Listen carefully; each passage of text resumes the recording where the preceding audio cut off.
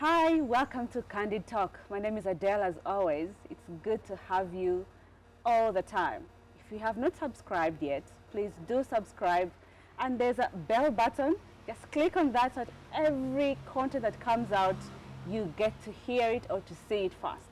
Thank you for watching. And today we are talking about something very pertinent, the Computer Misuse Act, recently passed.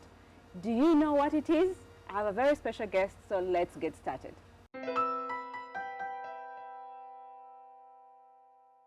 Wow, Mr. Michael Awonika, an advocate and human rights activist and a partner, Thomas and Michael Advocates. Yes. Welcome to my Candid Talk. Thank you, and I'm happy to be here at Candid Talk with Adele. I've been watching this. I'm happy that today I'm able to come here. Thank you. And have a conversation, and indeed it's Candid Talk. Yes, it's candid. Yes. The things people don't usually want to talk about, we want to bring them to people's attention, but in the simplest way possible. Yes. So, as an advocate, this thing, the Computer Misuse Act 2022, it's now an act. It was a bill when we were discussing it. Now it is fully enforced, signed and assented to by the President. Yes. What is it all about? Wow. So, it is an amendment of the current law, which was passed in 2011. Yeah. And what they're trying to say, if you read the objective of the law, they say they want to protect the privacy of individuals. And so it has about 4 elements, which other people call, sections and what have you, but 4 major elements. One, it wants to protect against hate speech, so they say. And that is one. Number 2, they want to protect children from, they want to protect the privacy of children. And number 3, they want to ensure that people cannot share, record and share people's videos or take pictures without their consent. And then the other aspect is about malicious information. You can just post anything unless you check out its credibility. And then the other is that they are trying to make sure that you can't send information, unsolicited information. They are criminalizing it. And of course, I'm going to come, in bits with each of them. So let me start with unsolicited information. Yes. The law says that you cannot actually send someone information unless you get their consent through internet. You know what that means? Citizen journalism. Do you know even what that means? What does that mean? I cannot send you an email. No way. It's now an offense to send you an email. Without your consent? Without your consent. Even if I am writing info@Adelle Talks and I'm inquiring. Isn't that stopping people from one business? You know how we look for business? You reach out to this person, get their emails, and ask them if I can inquire about their product. Exactly. But even then, citizen journalism, you're stopping me from being able to share information that could actually save your life. Exactly, and that's the point. Actually, they put an exception and say save for commercial information. Okay. But we also know that these companies, business, whatever, are the most violators of unsolicited information. True. Because the question is, you keep wondering, why did they get my number? This is advertising. Whatever bus company, this is advertising. They are saying, please, we're giving you. So you ask yourself, where did they get my number? So that is the only exception. But you see, that is so vague, unsolicited information. Someone was telling me that they sent, it's a landlord who sent a text to a tenant reminding them to pay rent, and the tenant says, this is unsolicited information. Misuse of the act already happening. Actually, they are actually right within the law. Because you see, they are saying, I didn't ask for information. Doesn't that create some loopholes? Exactly. It's going to create challenges. Because then every now and then, if I send information saying that, you know how we share on WhatsApp to say now Ginger Road has been cut off because there's a big culvert going on. They're going to say that is unsolicited information. And then we could end up all at police as suspects, which is a very bad thing. It's a very bad thing. Yeah. That is the other bit. So the other bit is they say misuse of social media. And the wording is that if you use social media to distribute or do anything that is contrary to the laws of Uganda, you commit an offense. Now, there are so many laws of Uganda. Yes. There's even a Fishes Act. So if I send any picture that looks like a fish and it's a contravention of the animal rights, are they going to come for me?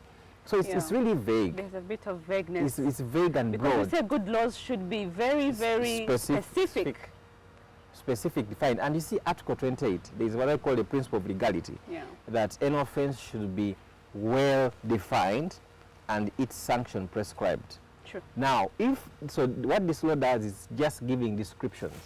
It's not defining. And it's going to be a problem where it's now upon the person charging. The enforcement. The enforcement is going to be a challenge, because small quarrels, someone is going to go to police and say, unsolicited information. So it's really very, very bad. And even hate speech is not defined. And I was going to ask about that. What's the definition of hate speech? What does it mean? The law doesn't define it. The law gives circumstances. This is what they say. If you say anything that demeans me, ridicules me, and also disturbs me, my peace, and with a group of people, so ask the question. So if I am coming from Busoga and someone made a statement that you know, you guys, you only eat chapati. So is it the entire Busoga that is going to come and say we feel that we have been demeaned? But isn't it true that we eat chapati? So it's going to be difficult. But then again, isn't this law the things it's trying to address in other laws? For example, defamation. Exactly. Isn't that already catered for? I had chance to be called by Parliament. Yeah. I gave in my analysis, and I told them this is already catered for. So what this law is trying to do is going to be very difficult to implement. No wonder there was no certificate of financial implication. We asked them, where is it? Because then, what the state is trying to do is trying now to come and intermeddle within private affairs of individuals. If you feel I have said you have a big nose and you don't have one, so it's upon you. Why should we waste taxpayers' money? But if you say and I have it, and it has offended me, then that's okay. So then we take it on as individuals. Okay? File a civil suit. Yes. Don't involve the entire Uganda in our conversations of big nose, small nose. No. Let that be sorted between us and court if we want to. Why should we waste taxpayers' money into investigating and criminalizing? That's the other problem. The issue of protecting children. Yes. I do agree about protecting children. Yes. How about in the event, the videos we've been seeing around, where a child is being mistreated, yes, and then I am able to get that and create awareness about it, and the child gets help or assistance? Yes. What happens in that case? That information, by the way, is unsolicited as well. Actually, so there are two things. I told the Parliament that this is wrong. So what they did, they created a proviso, which is an exception. Yeah. They say you can share, and you can only share if it's in the best interest of the child. But you know, at that point, that is at the point when you're before now the judge trying to prove your case. But you've already been remanded, you've already been charged. You've gone through that process. Yeah, it's difficult. Because you see, I'm trying to save a child, and you're trying to tell me I should ask for permission from the one battering the child. That, hey sir, I have your video here, can I share it? Can I share it with? It's really bad, because already the Children's Act, already the data and privacy, there are already laws that protect the child, and especially. But I think that the law might be good, but if we don't look at it in the whole long spectrum of implementation, then it's going to be a problem. Because we've seen police actually acting on videos that people are sending that, and that please, you know how children get lost, and then you start sharing in WhatsApp groups. Now that is also going to be a crime, because it's unsolicited information. But there must be a way that can be taken care of by other laws as well, like we talked about. But if you're using a computer, a phone, or anything to share information, this is about you. You need to be keen about what you share. Yes. The content creators' rights. Yes. If you're a content creator, please make sure you understand what this act is about. Michael, there must be a good. There must be a good in this law. There must be a reason it was out there. What is that we can say this is a positive that we're picking out of this Computer Misuse Act? To be honest, and I've said this before, I don't see anything good, because they are replicating and they're not, you know, everything. It's not about they are not actually creating something new. All this is available, and each time you create a law, you're creating problems. Because now there's implementation, there's money to be spent, and we've been saying, and all the 27 people, almost the 27 people that appeared before the Committee of Parliament said, let us do away with this law. And some of us are already preparing petitions to challenge this law because we feel like it's not necessary. And it looks like it is coming from personal personal vendetta. Is someone who feels like they have been attacked and now they need to protect themselves against the public. You can't do that. And that for me comes when I see a punitive measure of if you're a public officer, you can't hold office for the next 10 years if this comes to you. That feels like you're trying to protect yourself from something. Actually, that's the only one that they dropped. Yeah. Because as MPs, I told them in their faces that this is coming after you. It's coming too. So that's the only one that they removed. And but by and large, we are not condoning bad behavior. Yes. All we are saying that don't burden taxpayers on private matters that can be sorted. Yeah. So that already is catered for under the laws of Uganda.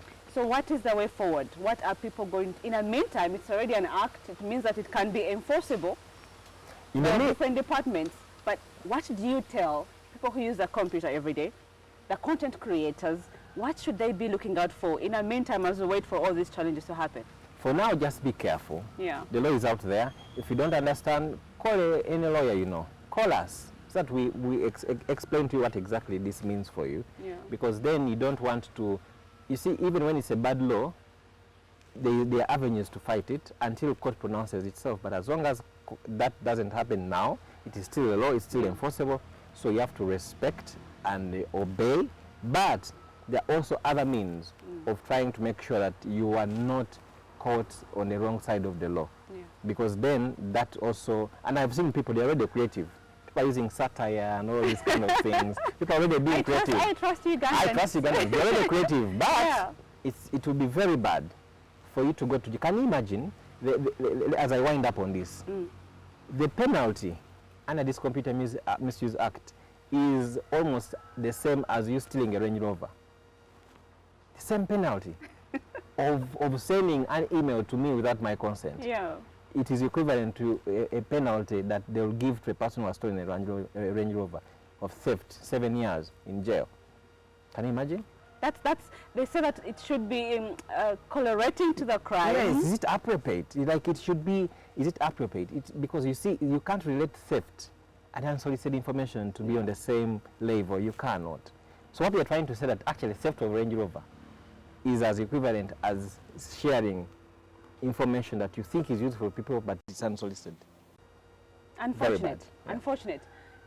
If you're watching this, you're definitely using a computer, you're using a phone, you're using something, a medium of communication. Please make sure that you understand this law. In the meantime, it is enforceable because it is an act.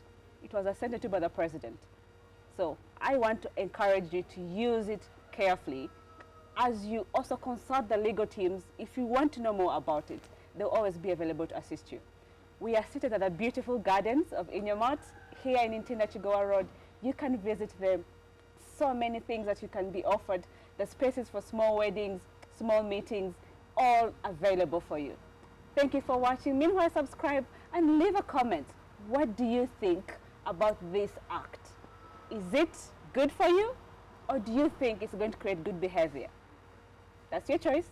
Bye.